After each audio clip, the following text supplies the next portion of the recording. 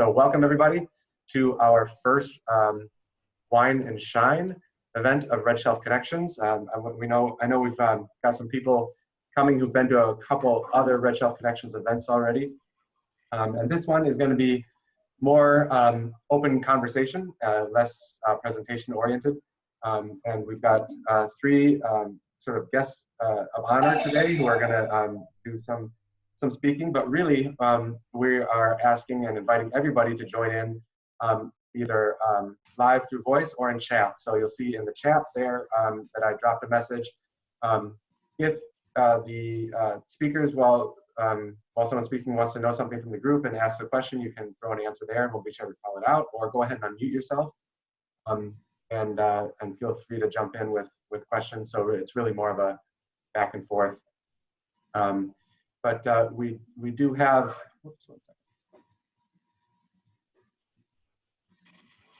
Sorry, I played with my mute the wrong way there. So we are welcoming Kenton Beal today and Rochelle McCoy and Chad Schreier, and we're talking about success that they've had and celebrating success they've had with connecting students and faculty with COVID-19 resources. We've thought this would be a good topic based on what has been going on and how you've had to react to the situation on your own campuses, and give you a chance to learn what some other people in the field have been able to achieve and are continuing to work on. So Kenton is the bookstore manager at Kilgore College in Kilgore, Texas, a community college with 5,000 students. Hey Kenton, thanks for being here. Yeah, thank you. Rochelle McCoy is the course materials manager at California State University Long Beach, which is one of 23 campuses in the CSU system, with 38,000 mostly commuter-based enrollment. Hey, Rochelle. Hello, everybody. And Chad Schreier is the CEO of the Montana State University Bookstore in Bozeman, Montana's largest university, with 16,700 students roughly. And before I kick it to them to sort of self-introduce a little more, one thing that might be helpful in this format is to put your view on gallery view, so you can see who's speaking at any one time. We plan on sharing some screens in there too, so that's what you'll see when people are speaking. So, Rochelle, can I kick it over to you to do a little more self-introduction? Well, I don't know much more to say. I've been here at Cal State Long Beach for 6 years, but then I was at Long Beach City College, a community college, for 14 years. And before that, I was here at Long Beach State again for 14 years. So cool. Cumulatively, it's over 30 years in the bookstore industry, starting as a student. So, I really love this industry and want to do what we can to help support all our students and the faculty. Awesome. Thanks for being here. Kenton, how about you?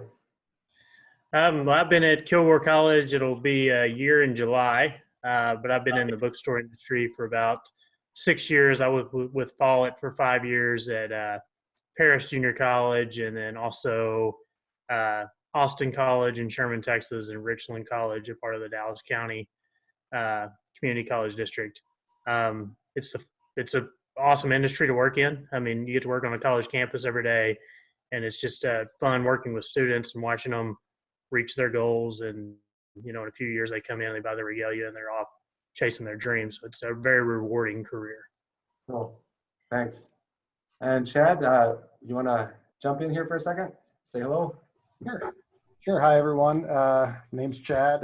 Been here for 4 years at MSU, a little over 2 years as the CEO. Prior to that, MSU Billings for 4 years, and then Lebanon Valley College before that. So I think 15 years in the industry. Love it. Been here since I started as a student, like a lot of us. And really having an interesting time right now. So yeah, thanks. And we plan to get into that a little bit. So I'm gonna just lead off with our first question for discussion. We reached out to you to speak because you all had some success with releasing Red Shelf Responds on your campuses. And I just wanted to know, as we start off here, we're not going to talk about Red Shelf Responds the entire time, but as it is one of the COVID-19 pandemic response programs, what at a high level have been the most important factors in the success you've had with that? Rochelle, I'll kick that to you. Well, yeah, so as soon as we first heard about the ebook program, and my head right away went to how do we get this news out to the students and the faculty, the campus community in the best way possible without a lot of manual work for my staff, who was also starting to get worrisome about should we be working in the office and things like that. So we have a really good partnership with our academic technology team. They've helped us really develop our inclusive access program. And so because everybody, almost not 100%, but a good portion of our students are on the LMS as well as the faculty, we figured messaging through that would be the best way. And so I drafted up a letter. I'll go ahead and share my screen so I could show everybody some of the information.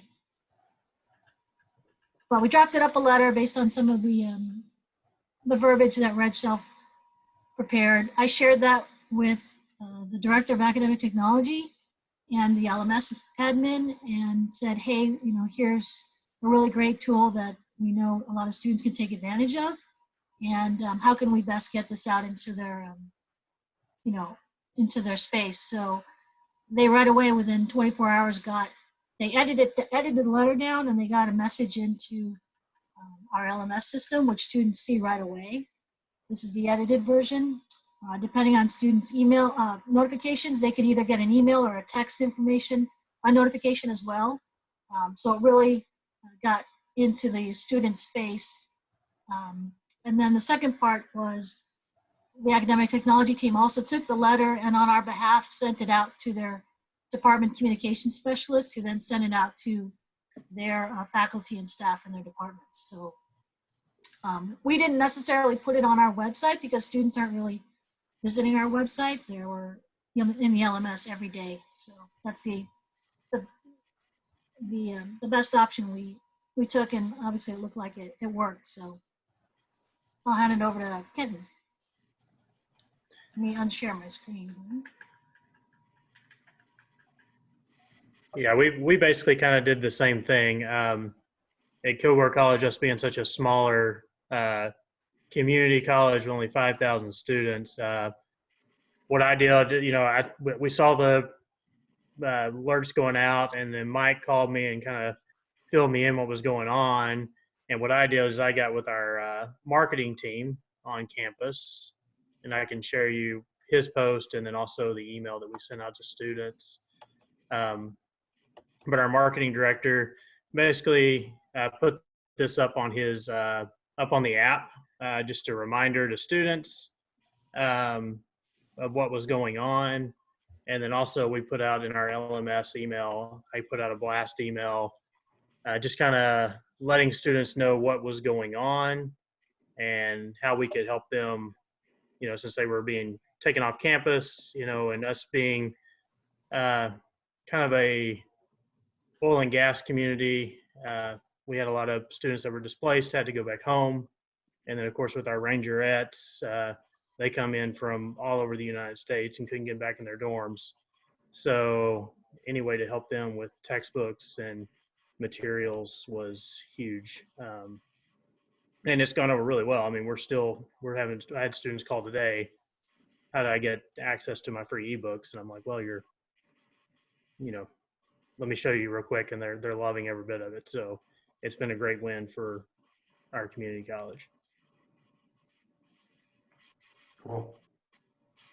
So it's clearly forward-thinking communications and distribution channels have made a big difference for you in releasing the program. Chad, what would you say would be some of the things that you've relied on to be successful there in the deployment? Yeah, I would say similarly. It comes back to the communication we had with other departments. So and we'll go over this a little bit, but we worked with the provost office, the vice provost, and then as well as utilizing our social media channels to get the information out. And it went really well. We had some great questions from faculty afterwards. I give a shout out to Alex for a huge hand with students who, we had a couple students who were international students who had some difficulty accessing ebooks and stuff. And so being able to communicate quickly with the faculty using Red Shelf to get the materials to the students was a huge win for us. And it provided us some additional opportunities with some things we've been trying to get moved forward, because we did take the initiative to push out the Red Shelf response stuff. So. Just a reminder for anybody attending, if you want to unmute and drop in with a question or comment, please do. It's kind of an open forum here.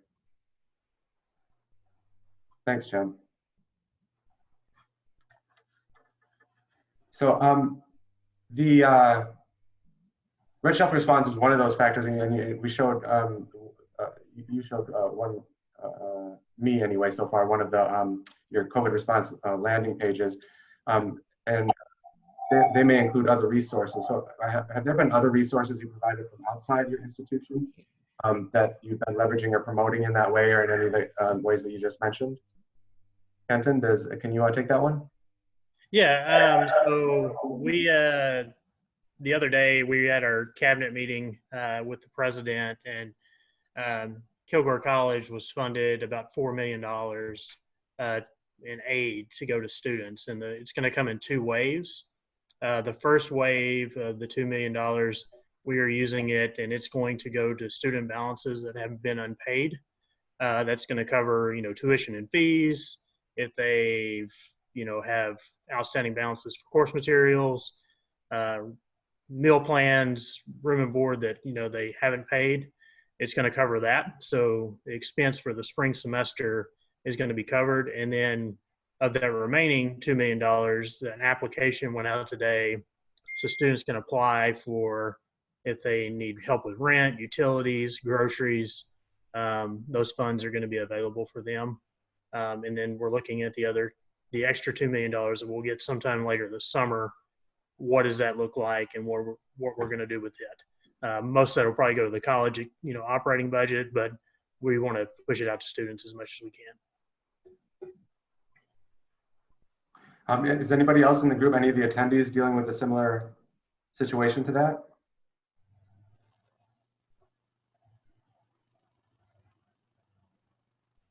Rochelle or Chad, you want to mention any of the other resources you've been providing? So I'll chime in. They didn't really come from us as the bookstore, but the campus-wide, they got funding to put to buy a number of Chromebooks for those students who were in need that didn't have the technology, and then they also partnered on the COVID website with the city of Long Beach that has some digital internet specials and things like that to make sure students who were at home wouldn't be put out without internet access or charging higher fees or being what do they call it when you have too much broadband going through your tunnel, or being scaled down, right? And reducing their access. Chad? Yeah, I'll add. I'd be a terrible immediate past president of NACS if I didn't mention using some of NACS's resources. And sort of the biggest one, this doesn't directly impact students, but it indirectly does because it helped us with operations. And that is, as a 501c3, we were able to, with some guidance from NACS, fill out some of the SBA loans. So like we were able to secure a payroll protection plan loan, which will fund our payroll for the next 2.5 months. So we were successful in doing that. So I have fully staffed. We haven't had to lay anyone off or furlough anyone. We have reduced hours in some certain areas, but we've been able to keep up and running, which has enabled us to provide continuous service, which has been key, because as we're all looking at ramping back up when this is over, we're actually utilizing this time to sort of extra prepare for some of those things, so we can do sort of like a grand reopening. And it also hasn't delayed any of our buyback or any of those functions. So our students, while they're not here, we're going to be able to provide them a great level of service, even though a lot of it's going to be virtual. Yeah, I know a lot of people are worried about how to continue offering that kind of student support and support to their employees when they're not on campus to get it. It's interesting. So, and you mentioned your involvement with NACS. Have you been involved with any cross-functional committees on campus for COVID-19 response? And if so, how has it helped? Or what are the departments that you've been coordinating with? Chad, you can take that too. Yeah, so I mentioned a little bit in sort of your first question, relating to, with Red Shelf Responds. And so when we first started working on everything, most campuses have like a COVID-19 task force or committee or something like that that's typically full of higher level cabinet type positions. And so to get our message out, we actually contacted the provost's office directly. And so the provost's representative on the committee worked with me directly and then passed out the communication materials. And I can share, let's see if I can do this here. Like this here is just an example here. I don't know if y'all can see this right now, but so this is the email that went out from our vice provost who handled who was on the committee. So essentially I got to be part of the committee without having to be on the committee. And what she did was she took an email which cited stuff that I sent to her and rewrote it, coming from her saying the bookstore has resources available, says more than me saying it. And then she added this nice little tagline at the bottom, kind of explaining that we're student and faculty owned and not for profit, and that we're an important part of the community. And then she attached our COVID-19 communication document that's on our website. So that in and of itself probably had more of an effect than anything I could have done, on my own. Essentially, once she realized that we were there to be a resource for her and we could solve a lot of the pain points that her faculty were having. Because imagine, every faculty member on campus is trying to convert to online. And so we were able to take one big chunk, which is how they solve the book thing, off of her hands. And then, oh, by the way, up to 7 books are free. It was a huge win for us. So that's really how we leveraged the cross-functional committees on campus. The other things we've done is just getting word out there that we still have product and whatnot for sale for students and faculty. It's really helped us with things like, we're like through the roof on things like art supplies and school supplies through communication in that event. So. Have you had to change the way in which you deliver that stuff? Yeah, we do curbside pickup, we do free shipping, and then any student or faculty or community member who's a member of an at-risk category, I will personally deliver it to their house in Gallatin County, which I haven't had to do yet, which is good because it's a huge friggin' county. So nice.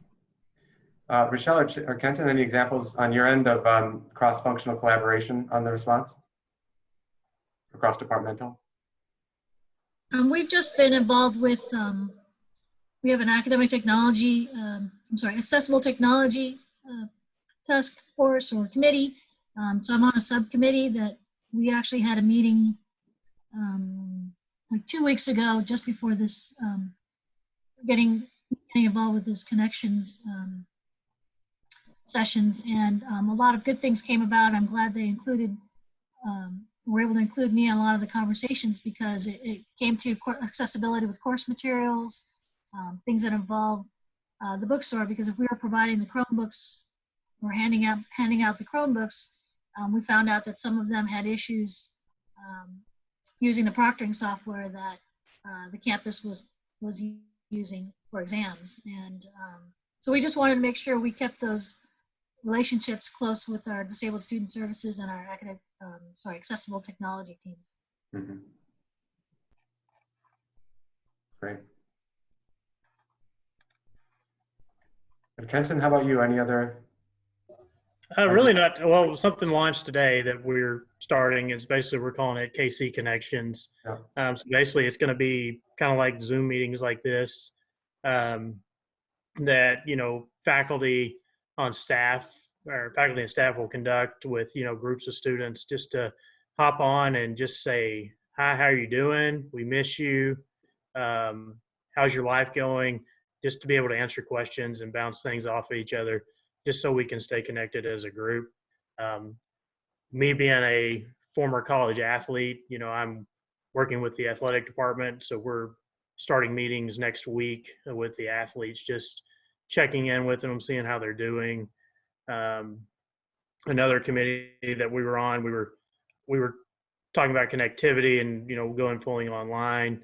The bookstore, we were able to hop on and get some very inexpensive laptops for students. And basically what we did is, we asked them to, we looked at doing a rental program. It was going to be too much work on our IT department with what they were doing. So basically the students could pay $10 and take a laptop home with them that day. And the rest is just going to be taken out of their summer aid or their fall aid, or they can set up a payment plan. And, that payment plan can be extended out as far as they need to while we're in this time. Yeah, so that's a purchase program, not a rental, right?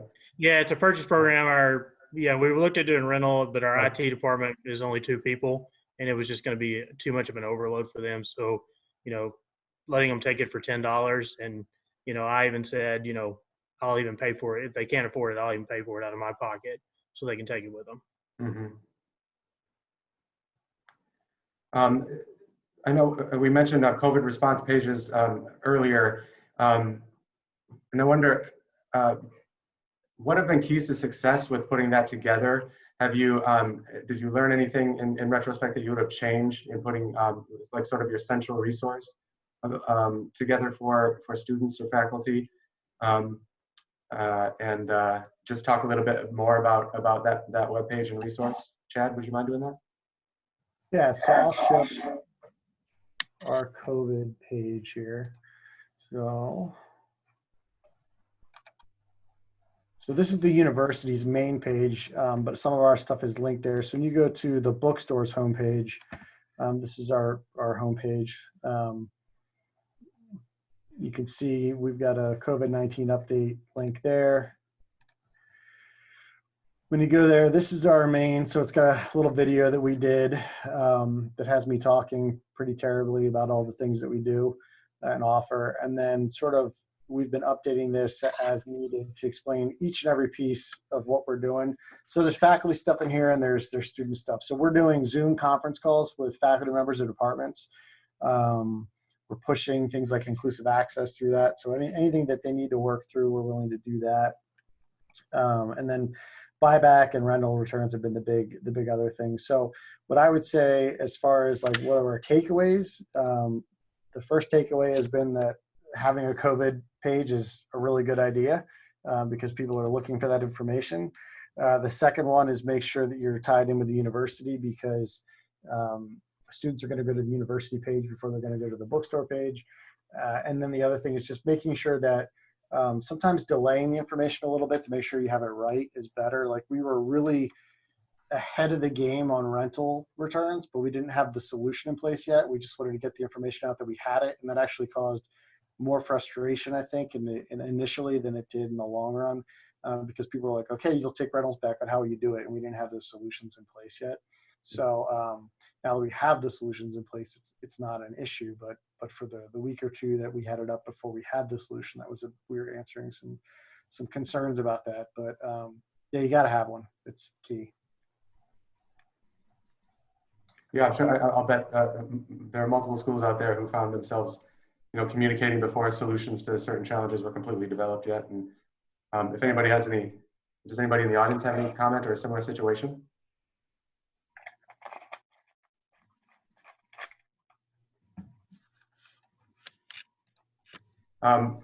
Rochelle or Kenton, either of you want to jump in with any additional info about your COVID-19 like central resource response page that you launched? Lessons learned. I mean, our page is pretty small. It's just a small banner on the top. Yep. Our interim CEO basically wanted. They didn't think a lot of people were going to be coming to our site, but for some reason they are, because we are getting clothing orders every day and some textbook orders. But most students are going to the campus website, so that's why having the Red Shelf Response link on the sidebar was very helpful there as well. like Chad said, I think I need to get with, communicate to them to make sure if we can get a link to our bookstore website on there as well for any, especially since the end of the semester is coming up. I mean, just to make it easier for the students and the faculty to navigate to. Nice. How about you, Kenton? We didn't put anything up on our bookstore website. Our president and then our marketing department's basically putting that on the main page because they didn't want mixed messages getting out. They wanted one central location. So the only thing we have on our side is please check the KC website for COVID-19 updates. And then, any updates that the bookstore has, it goes onto that main central page. So students can go to one location instead of going, okay, where do I go for this? It's one single communication to students. Great. Makes sense. Yeah, it sounds like it makes it simpler for the user experience for sure. So we have one final question lined up, and that could probably fill our last 3 minutes here and more. When we were talking to get ready for this, that we discovered a couple of interesting ideas that you all have had regarding your store staff and what you've done to retain staff. I think Chad, you mentioned you haven't had to lay anyone off, and not everyone's been in that situation. So wondering, how are you using staff differently, and what have you done in response to pressures in that area? So we're doing a couple of things. The main thing that we've been focusing on has been, just the general prep for the stores. There's a lot of cleaning and stuff like that. But sort of the risky thing that we did is I went ahead and sourced a semi-truck of hand sanitizer. And so I have, like my entire team, I've turned them into hand sanitizer salespeople. And so we're selling it by the case and doing really well. And it's picked up a lot of steam. Like our local news channel has purchased from us, and so we're using that as a big way to keep generating sales. Plus, because A, no one has it, and then B, we're focusing on frontline folks first to take care of them. And then the other thing we're working on it right now, but we partner with a local business who works a lot with frontline and first responders, and we're doing a promo that's going to go live on Monday on Instagram. It's going to start out as a competition using our Instagram as well as theirs, asking people for submissions about what they're doing using their product. And then we're working with a film crew right now to do a digital short, like a 2-minute film that's going to feature all of that kind of stuff, like people that are still working in Gallatin Valley. And we're going to do that just as a sort of a goodwill piece, but we're going to get that out to the community. But as far as, regular business is concerned, I mean, we're still getting, anywhere from 40 to 70 orders a day for clothing and things like that. We sold out of iPads last week, so we're waiting to get iPads back. So there's still quite a bit of business to be had. There's just not people coming into the store. Yeah.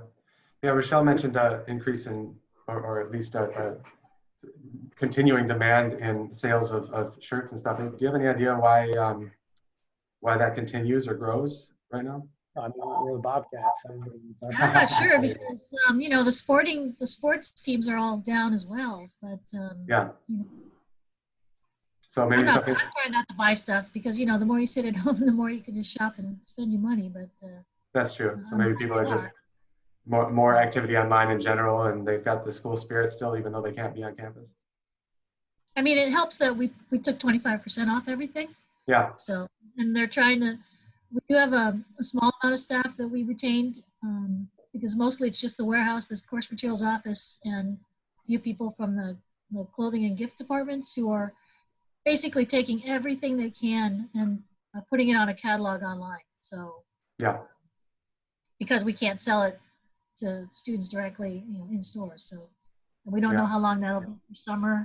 Since our summer session is now going to be all online as well. So depending on what the local and the state rules are or city rules for opening up campus, then we'll have to just play it by ear.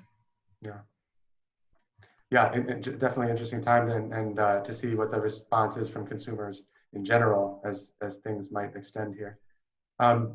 We're almost out of time, but we are actually just a minute over. But Kenton, just wanted to give you a chance to respond to that last question about staff retention or using them differently. Yeah, so when we started doing things, each department was kind of tasked, hey, do things that you need to get caught up on. So I offered up my staff, my part-time staff, just said, hey, if you have an open availability or need somebody, here's people. So I was able to put one of my employees in the business office and another one in the purchasing office. And they were able to keep getting checks and they're still working. I did have to let go of 2 people, but I got notification while we were on this call. I actually get to bring them back May 2nd. So Cool. they get to come back to work May 2nd to help us with online orders for summer and then also for inventory prep because we're going to need them because there's only 2 of us in the store. Yeah. Well, that's good news. Great. It's very, very good news. Yeah.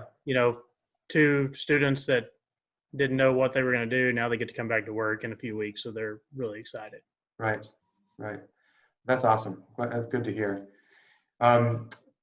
The time goes quickly on these half-hour sessions, and we are already a couple minutes over. So we thank you so much for attending and giving us some of your evening. And certainly thank you to Rochelle, Chad, and Kenton for kind of pulling back the curtain a little bit on what you've been able to do and what you found successful and things that you might have changed or lessons learned. So I hope that you got something out of this too and talking to each other, and that our attendees, I'm sure, appreciate it. We will email a link to the recording of this for anyone who wants to review it on YouTube. And it will also be on our landing page about.redshelf.com/connections, where you can also see upcoming events and view recordings of everything that we've done so far. And in that email will be a link to a response form if you want to give us a little feedback. We'd love to hear that too. So thanks again to our 3 schools here who've come forward and taken a leap with us into Wine and Shine. I'm going to give you all a cheers on the way out here. Thank you so much. It's good to see you. And please see you again in the future. Bye-bye. Bye. Thanks, everybody.